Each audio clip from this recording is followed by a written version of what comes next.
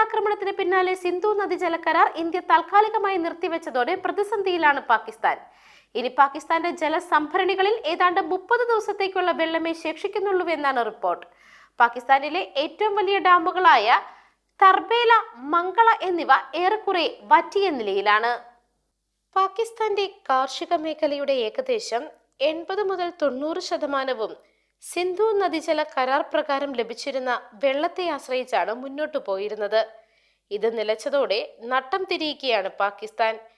ഇന്ത്യക്കെതിരെ UN ഉൾപ്പെടെ പാകിസ്ഥാൻ പരാതി ഉന്നയിക്കുകയും ചെയ്തു. എന്നാൽ വെള്ളവും രക്തവും ഒരുമിച്ച് ഒഴുകില്ല എന്ന നിലപാടിൽ ഉറച്ചു നിൽക്കുകയായിരുന്നു ഇന്ത്യ. ഇന്ത്യ വെള്ളത്തെ ആയുധമായി ഉപയോഗിച്ചുവെന്നാണ് പാകിസ്ഥാൻ ആരോപിച്ചത്. എന്നാൽ പാകിസ്ഥാൻ ഭീകരവാദ നയം ഉപേക്ഷിക്കണമെന്നും സ്വന്തം മണ്ണിലെ ഭീകരവാദ ക്യാമ്പുകൾ തകർക്കണമെന്നും ഇന്ത്യ ആവശ്യപ്പെട്ടു.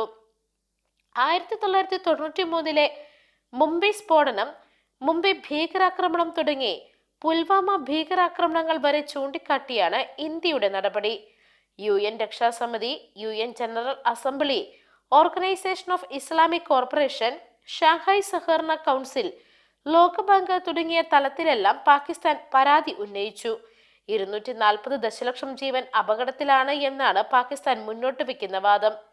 കഴിഞ്ഞ വർഷം ഏപ്രിൽ 23 ഭീകരർ പഹൽഗാമിൽ 26 പേരെ കൂട്ടക്കൊല ചെയ്തതിന് പിന്നാലെയാണ് ഇന്ത്യ സിന്ധു നദീജല കരാറിൽ സുപ്രധാന തീരുമാനമെടുത്തത്. ഇന്ത്യയുടെ നടപടി പാകിസ്ഥാനെതിരായ യുദ്ധ പ്രഖ്യാപനമാണെന്നാണ് പാകിസ്ഥാന്റെ നിലപാട്. News desk, Magnavision.